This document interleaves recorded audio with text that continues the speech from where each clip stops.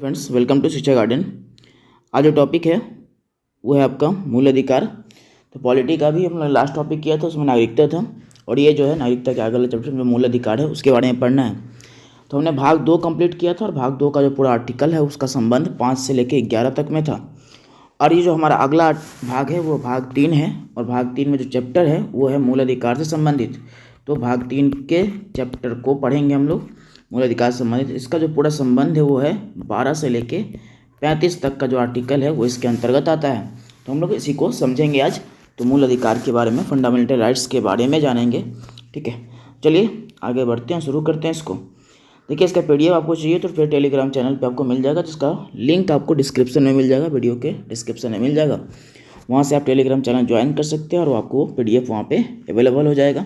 ठीक है, बाकी और भी ये सीरीज चल रहा है जिसमें एंशिएंट इंडिया का सीरीज है, तो आप उसका अभी तक उसमें सिंधु घाटी सभ्यता का लेक्चर कवर अप कर दिया गया, तो वहाँ तक देख सकते हैं आप उसको। फिर आगे उसमें कंटिन्यू करेंगे उसको, और सबका पीडीएफ आपको उस टेलीग्राम चैनल पे मिल जाएगा, जिसका लिंक डिस्क्रिप्शन में दिया होता है, आप वहाँ से ज्वाइन कर सकते हैं। चलिए आगे शुरू करते हैं। तो पहला जो टॉपिक है ये है आपका, पहला टॉपिक नहीं, बाकी पॉलिटी का जो भी कंटिन्यू सीरीज चल रहा है उसी का सीरीज का अगला टॉपिक, और वह है मूल अधिकार। इसके बारे में समझते हैं। मूल अधिकार को ये मूल क्यों कहा गया? बेसिकली ये है कि किसी भी मानव, यदि आप पृथ्वी पे एग्जिस्ट कर रहे हैं, एक मतलब उदाहरण लेते हैं, ठीक है, इसको कोई ऐसा नहीं कि कोई डिफाइन किया गया कहीं पे, एक एग्जाम्पल के तौर पे हम लोग उदाहरण लेते हैं, उसको समझते हैं। फिर जितना एग्जाम्पल के तौर पे समझेंगे, ये सामाजिक व्यवस्था से जोड़ के देखेंगे चीज़ों को, तो ज़्यादा बेहतर तरीके से समझ में आएगा। ठीक है, बजाय कि आपको किताबी बातें जो सीधे सीधे बताई जाए। ठीक है, तो किताबों में ऐसे चर्चा भी नहीं है वैसे इसके बारे में। ठीक है, तो मूल अधिकार इसलिए है कि जो भी आप एग्जिस्ट करते हैं पृथ्वी पे, तो उसके साथ उस एग्जिस्टेंस को बनाए रखने के लिए जो आपको अधिकार चाहिए उसी को मूल अधिकार कहा गया है।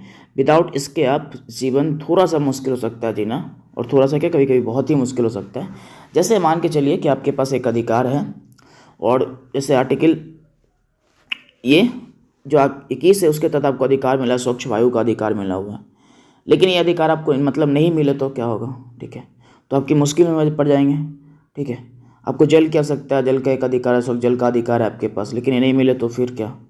ठीक है, स्वच्छ पर्यावरण का अधिकार है। तो ये सब जो अधिकार है हमारे पास, बेसिकली उसी को क्या कहते हैं, जो ये हमारे एग्जिस्टेंस को बनाए रखता है। आपके पास बोलने का अधिकार है, आपके पास विधि के समक्ष समता का अधिकार है, मतलब आप कानून के सामने हर कोई बराबर है, हर व्यक्ति बराबर है, चाहे वो बड़ा हो चाहे छोटा हो। बड़ा मतलब सेंस कि आप अमीर वर्ग से आते हैं, गरीब वर्ग से आते हैं, किस वर्ग से आते हैं वो नहीं देखा जाता हो, आप उसके सामने बराबर होते हैं।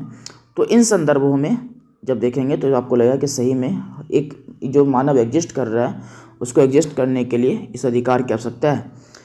तो इन संदर्भों में देखते हुए आप इसको मूल अधिकार कह सकते हैं कि ये मूल अधिकार है। ठीक है, अब जो मूल अधिकार है वो व्यक्ति को क्यों दिया जाता है? तो व्यक्ति के सामाजिक,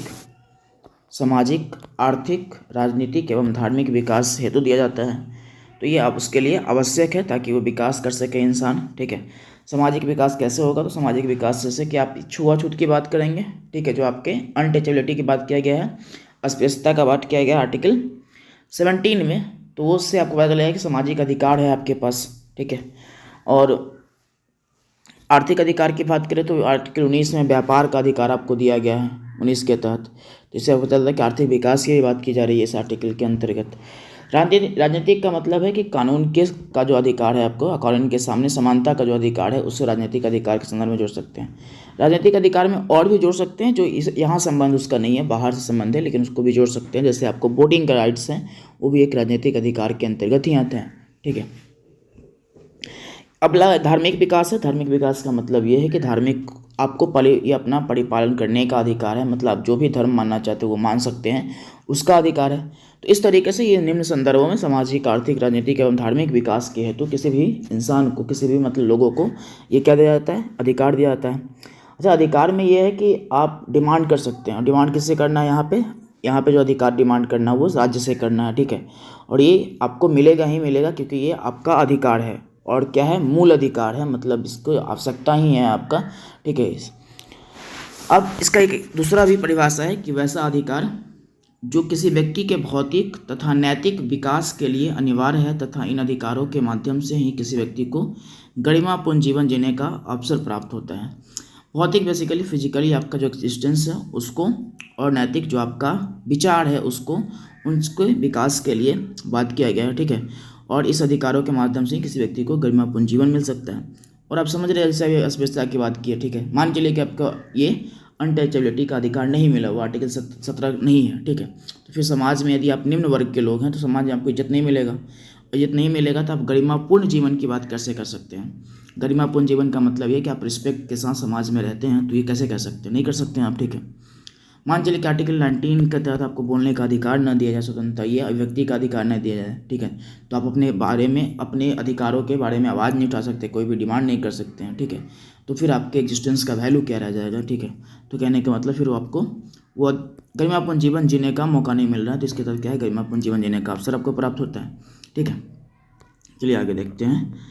मूल अधिकार से संबंधित जो संवैधानिक प्रावधान है उसके बारे में समझते हैं। तो ये बेसिकली हेडिंग है, वो डिफिनीशन था आपको ऊपर जो भी आप देखे थे, और यहाँ से आपका हेडिंग शुरुआत होता है, तो आप हेडिंग दे लीजिएगा, ठीक है। ये हेडिंग है आपका, तो आप इसको जिस भी तरह से आप ये अरेंज करना चाहें अरेंज कर सकते हैं। हेडिंग के अंदर का जो पहला पॉइंट है वो है मूल अधिकार को अमेरिका के संविधान से लिया गया है, ठीक है। इसको कहाँ से लिया गया, तो अमेरिका के संविधान से लिया गया है। तो हमारे यहाँ जो संविधान बन रहा था तो संविधान बनाने वाले लोगों ने क्या किया है, इसको वहाँ से अडॉप्ट किया है। कहाँ पे चर्चा इसके बारे में, तो संविधान के भाग 3 में चर्चा है, आर्टिकल 12 से 35 तक इसका उल्लेख मिलता है। तो भाग 3 के 12 से 35 तक का जो आर्टिकल है, अनुच्छेद है, उस अनुच्छेद में इसका क्या मिलता है, वर्णन मिलता है। संविधान के भाग 3 को भारत का मैग्ना कार्टा की संज्ञा दिया गया है, ठीक है। मैग्ना कार्टा बेसिकली है क्या, यहाँ पे गाँव में ये जो मैग्ना है ऐसे होगा। मैग्ना कार्टा क्या है, तो मैग्ना कार्टा बेसिकली अधिकारों का एक पत्र है, और ये सबसे पहले 1215 ईस्वी में इंग्लैंड के एक राजा हैं, वो उनका नाम है जॉन, ठीक है, किंग जॉन नाम है, और उनके किंग बेसिकली राजा होने के नाते इस तरह से टर्म आ गया है। तो इंग्लैंड के राजा जो किंग जॉन है उनके द्वारा 1215 ईस्वी में जारी किया गया था। यह नागरिकों से संबंधित पहला लिखित पत्र था। तो मैग्ना कार्टा क्यों कहा था, तो बेसिकली उसका जो संबंध है वो पहले से है, मतलब जो ऐतिहासिक संबंध है इसका, और यह ऐतिहासिक संबंध किसके द्वारा, तो किंग जॉन जो है एक, वो 1215 ईस्वी में, ये इंग्लैंड के हैं, इनके द्वारा 1215 ईस्वी में जनता के लिए, लोगों के लिए एक अधिकार पत्र लाया गया था, ठीक है। और उसी में अधिकार पत्र में जनता के अधिकार की बात की गई थी। जो हमारा जो संविधान है, भारत का भाग, संविधान का भाग 3 है, वो भी जनता के अधिकारों की बात करता है, इसलिए हमने उससे तुलना कर दिया है, मैग्ना कार्टा से तुलना कर दिया गया है, ठीक है।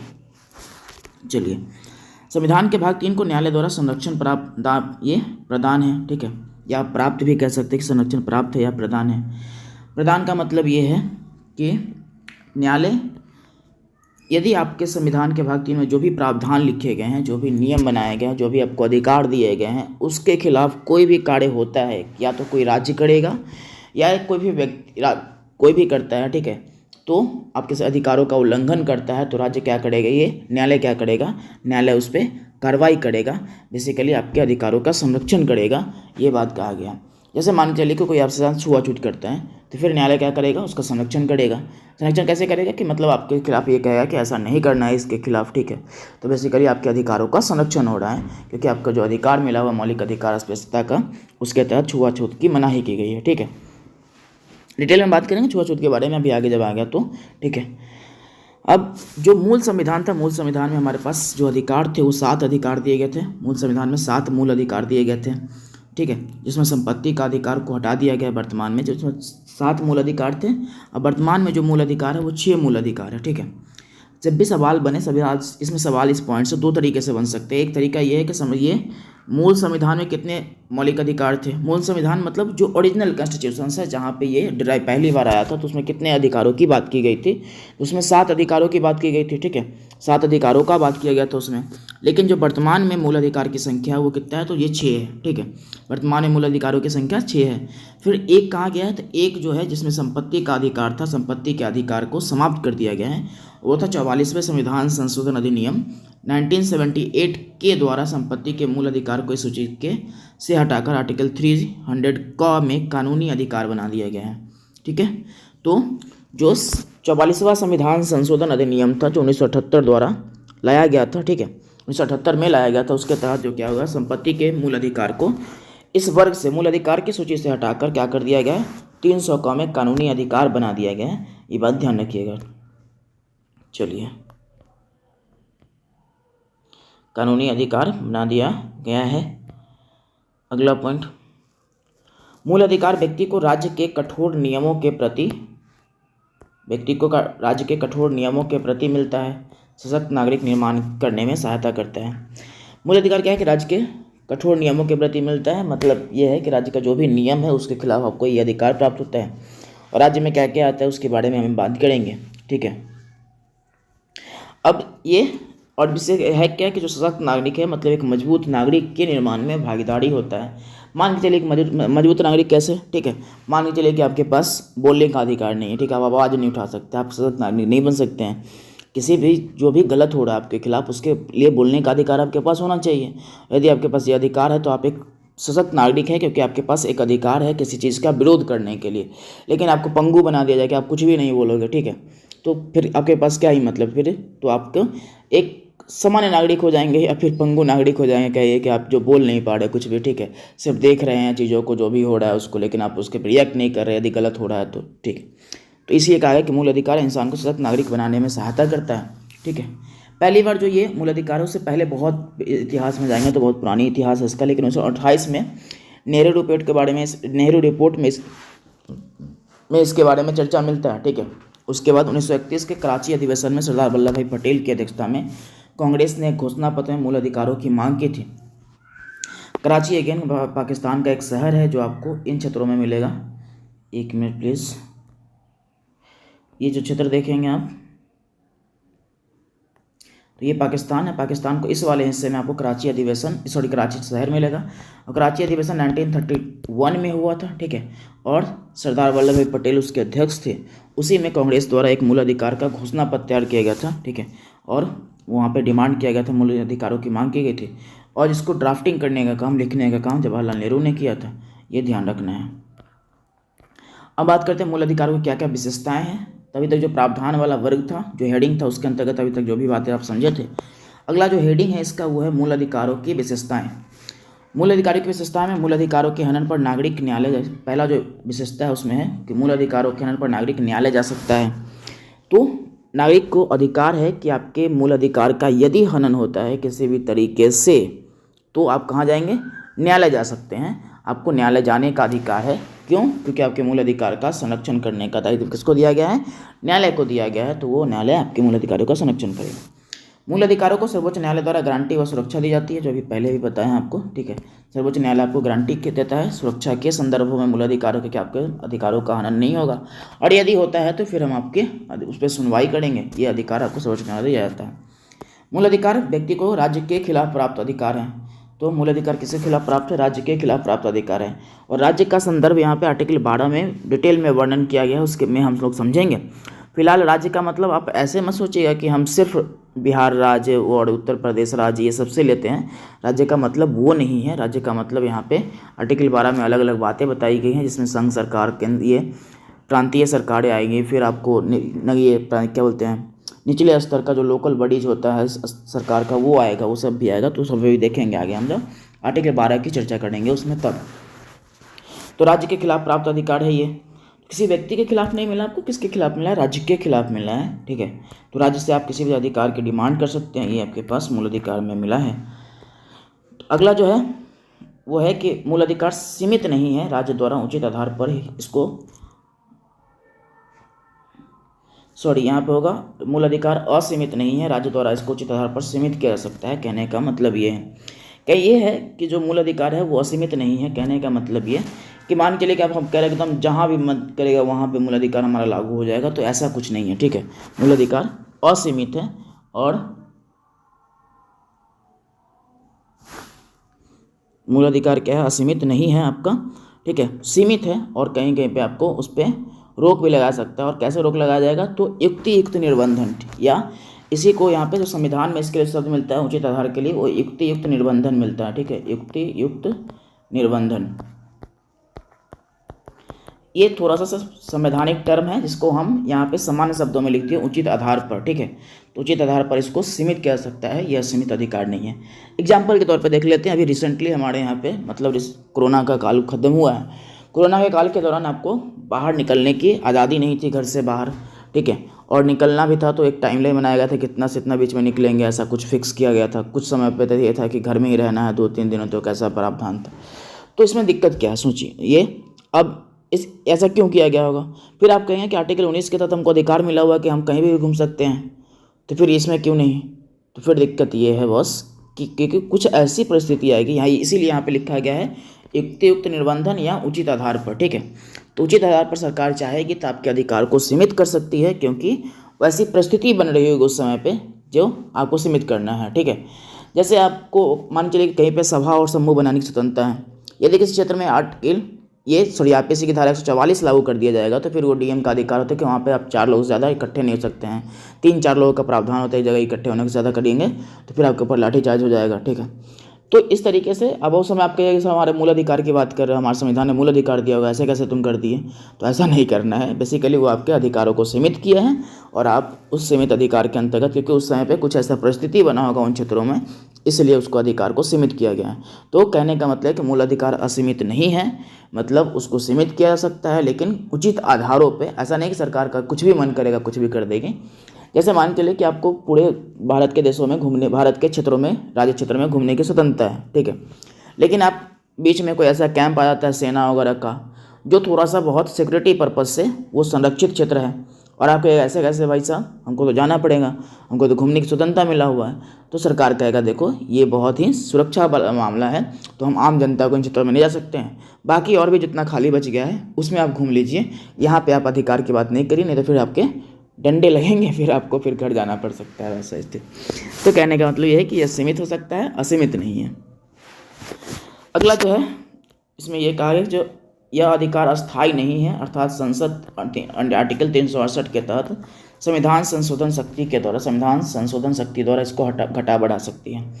तो वही बात है कि जो आर्टिकल ये 368 है, जिसमें संविधान संशोधन का बात किया गया, उसके तहत संसद क्या करेगी, इसको घटा बढ़ा सकती है। और उसका एक एग्जाम्पल आप देख चुके हैं पहले, क्योंकि जो हमारे मूल संविधान में अधिकार था वो कितना था, 7 था, अब वर्तमान में हमारे पास कितना है, तो 6 ही बच गया है। इसका मतलब संसद ने घटाया तो है ही। इसी तरीके से कहा गया है कि संसद ये आर्टिकल 360 का प्रयोग करते हुए घटा बढ़ा सकती है। अच्छा, ये भी एक लोकतांत्रिक प्रक्रिया है कि उसके तहत जो भी संविधान संशोधन होता है उसमें पूरा एक लोकसभा राज्यसभा से वो बिल को पास करवाया जाएगा। तो अच्छा, उसमें 2 तरीके का संविधान संशोधन है, एक तो उसी स्तर पे, और कुछ ऐसे होते हैं जो राज्य वाले को भी इंक्लूड किया जाता है, राज्य के मामले को भी, मतलब राज्य के विधानसभाओं को भी इंक्लूड किया जाता है उसमें वोटिंग पर्पज़ के लिए। वोटिंग मतलब उस प्रस्ताव की स्वीकृति के लिए। तो वहाँ पर ये लोग यहाँ तो नहीं आते हैं वोटिंग करने संसद में, हाँ, लेकिन वो लोग स्वीकृति प्रदान करते, तो इस तरीके से होता है। तो इतना डिफ़िकल्ट मामला है। तो लेकिन हाँ, ये है कि सरकार चाहे तो आपके 368 के तहत वो आपका इसको क्या कर सकती है, कम कर सकती है मूल अधिकार को। और इसका एक एग्जाम्पल आप पहले देख चुके हैं, क्योंकि मूल अधिकार हमारे संविधान में 7 था और वर्तमान में 6 है, इसका मतलब वो कम किया गया है। ठीक है, चलो आगे बात करते हैं। अब है राष्ट्रीय आपातकाल के दौरान जो हमारा अधिकार है, मूल अधिकार है, वो 20 और 21 को छोड़कर सभी मूल अधिकार क्या हो जाएंगे, स्थगित करिए। राष्ट्रीय आपातकाल के दौरान 20 और 21 को छोड़कर हमारा सभी मौलिक अधिकार क्या हो जाएगा, स्थगित कर दिया जाएगा। तो ये ध्यान रखना है कि हमारे जो 20 और 21 का जो मूल अधिकार है वो स्थगित हो जाएगा, ये रहेगा, बना रहेगा, और बाकी सभी अधिकार आपके स्थगित कर दिए जाएंगे। किस दौरान, राष्ट्रीय आपातकाल के दौरान। ये ध्यान रखना है। अगेन वही है कि सरकार उचित तरीके से उस पर निर्बंधन कर सकती है, रोक लगा सकती है। आप उसके लिए ऐसा नहीं करेंगे कि ज़बरदस्ती कर देंगे कि हाँ ये ऐसे कैसे रोक लगा दिए। ठीक है, तो ये ध्यान रखना है आपको।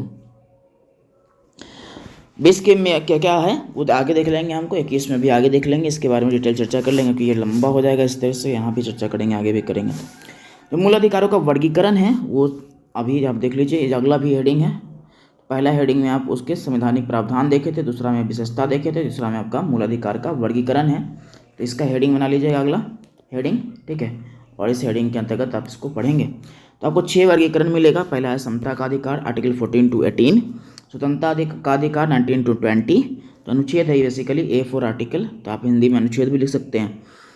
तो समता का अधिकार 14 to 18, आप इसको समता को समानता भी कह सकते हैं, कहीं कहीं पे आपको समानता मिल जाएगा, तो कोई बात दिक्कत वाली बात है ही नहीं। ठीक है, आपको जो मन करे वो कह सकते हैं। स्वतंत्रता का अधिकार हो गया। फिर उसका शोषण के विरुद्ध अधिकार, ये 23 से 24 है। ठीक है, चलो आगे देख लेते हैं। अगला जो वर्ग है 4 नंबर पे वो है धार्मिक स्वतंत्रता का अधिकार या धर्म की स्वतंत्रता का अधिकार। सब में यहाँ पे आप अधिकार लगा लीजिएगा लास्ट में, यहाँ पे इस वाले जगह पे स्वतंत्रता ये अधिकार, यहाँ पे अधिकार, यहाँ पे अधिकार, ऊपर में भी लगा लीजिएगा छूटा हुआ होगा तो। धर्म की स्वतंत्रता या धार्मिक स्वतंत्रता का अधिकार ये दीर्घिकार होगा, ठीक है। धर्म की स्वतंत्रता का अधिकार कब से कहाँ से कहाँ तक है, तो आर्टिकल 25 से लेकर 28 तक दिया गया है।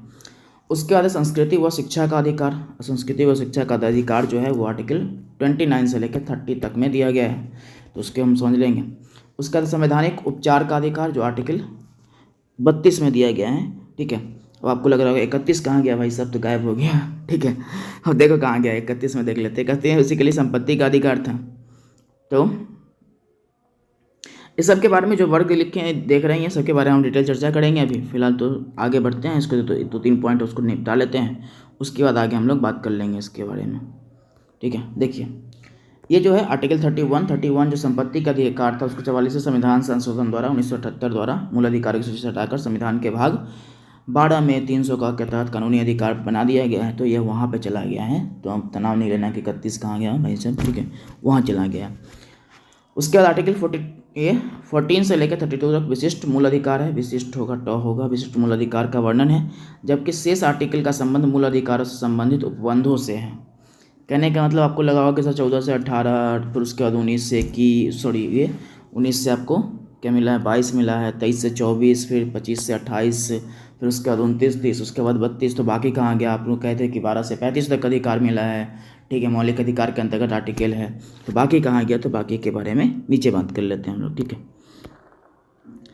तो आर्टिकल 14 से लेकर जो 32 तक है विशिष्ट मूल अधिकार का वर्णन है, जबकि शेष आर्टिकल का संबंध है मूल अधिकारों से संबंधित उपबंधों से है, प्रावधानों से है। अनुच्छेद 12 में राज्यों की परिभाषा की चर्चा की गई है, ठीक है। तो जो अनुच्छेद 12 है उसमें राज्यों की परिभाषा है। संविधान में मूल अधिकार राज्य के विरुद्ध नागरिकों को प्राप्त मूल अधिकार है, अतः संविधान में राज्य की परिभाषा को आर्टिकल 12 द्वारा स्पष्ट किया गया है। तो जो मूल अधिकार है अनुच्छेद 12 राज्यों की परिभाषा है उसमें, और बाकी जो बच गया आपको, और राज्यों की परिभाषा के मतलब जो बाकी 32 के बाद जो बच गया उसका संबंध मूल अधिकारों से ही है, जिसके बारे में हम जब 32 पढ़ लेंगे उसके बाद में उसके बारे में बात कर लेंगे। 33, 34 और 35 का बात लास्ट में कर लेंगे। बस इतना समझना है कि विशिष्ट मूल अधिकार से 14 से 32 तक है जो आपको मूल अधिकार जिसका ज़रूरत है, जबकि आर्टिकल जो बाकी शेष आर्टिकल उसका संबंध ये मूल अधिकारों से संबंधित प्रावधानों से है। उपबंध का आप एक और टर्म यूज कर सकते हैं, प्रावधान, ठीक है, प्रावधानों से है, ठीक है। अब इसमें संविधान में क्या है कि मूल अधिकार ये जो है वो राज्य के विरुद्ध दिया गया है। आपको पहले ही बताया कि मूल अधिकार किसके विरुद्ध, राज्य के विरुद्ध नागरिकों को प्राप्त मूल अधिकार है, ठीक है। संविधान में जो मूल अधिकार है वो राज्य के विरुद्ध नागरिकों को प्राप्त अधिकार है। यहाँ पे मूल काट दीजिएगा, नागरिकों के विरुद्ध प्राप्त अधिकार है।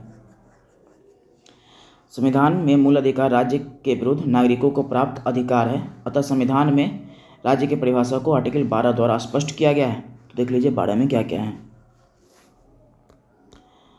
आगे देखिएगा। पहले इस आर्टिकल में राज्य के अंतर्गत निम्न संस्थाएं आती है, और पहला है भारत की सरकार एवं संसद, प्रत्येक राज्य की सरकार एवं विधानमंडल, ठीक है, और सभी स्थानीय निकाय, नगर पंचायत, पंचायत इत्यादि ये सब, और अन्य सभी निकाय अर्थात जो वैधानिक एवं गैर संवैधानिक संस्थाएं हैं, ठीक है।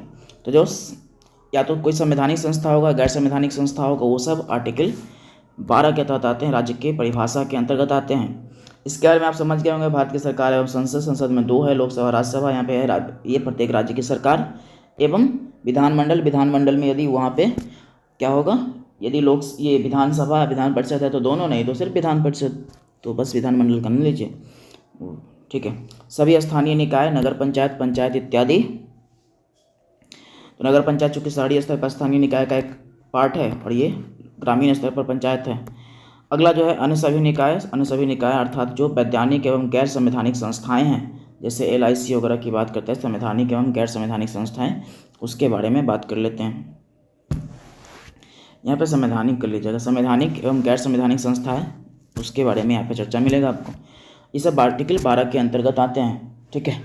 तो ये ध्यान रखना है कि आर्टिकल 12 में क्या क्या आते हैं, ताकि आप जब भी कहा जाए कि राज्य के विरुद्ध मिला है तो किसके विरुद्ध मिला है ये पता तो होना ही चाहिए आपको, ठीक है, तो याद रखना है।